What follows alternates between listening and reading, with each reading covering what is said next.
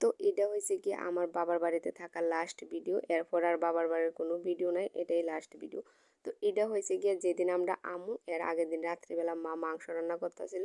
তো আমি ভাবলাম কেন জানি আমার মনে হচ্ছে একটু তুইলা রাখি, যেহেতু মা চুলাতে রান্না করতেছে স্মৃতি হিসাবে থেকে দেবো। কারণ আমার মা সবসময় চুলাতে রান্না করতে পছন্দ করে না।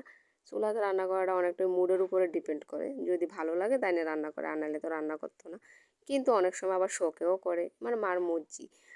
মানে বয়সের সাথে সাথে সব কিছু, একটা সময় চুলাতে রান্না করি আমরা খাওয়াইয়া বড় করছে, কিন্তু এখন আর চুলাতে রান্না করাটা পারে না, শরীরও তো দিতেই বস্তু তো বয়স হইতেছে, শরীরও নরম হইতেছে। এদিকে দেখো আমার মা রান্না করতেছে যে মাংস, আলু ডিল লাল লাল করে ভাজলো, ভাজা তেল দিল, পেঁয়াজ দিল, মশলাপাতি ভাজতেছে, যেমনি করে মাংস রান্না করে সেম এমনি করেই রান্না করতেছে।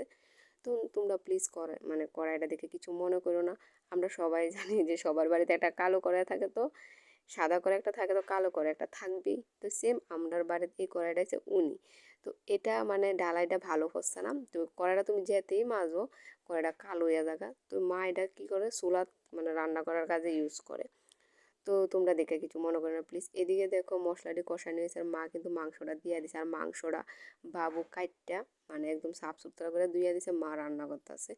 অনেক দিন পরে আমার বাবা মারে এক লগে মিল্লা কাজ করতে দেখি, সেই ছোটোবেলাতে দেখতাম, আবার অনেক দিন পরে আজকে দেখছি। কারণ কি লিগা, মনে করো বাবু তো থাকে না, তো তার লেগে আর একসাথে কোনো কিছু করা না, যেহেতু ওই দিন বাবুও বাড়িতে আসলো, কারণ স্ট্রাইক আসলো যে, তো বাবুও বাড়িতে আসলো, মা বাবু মিলে একসাথে কাজ করছে দেখে খুবই ভালো লাগছে।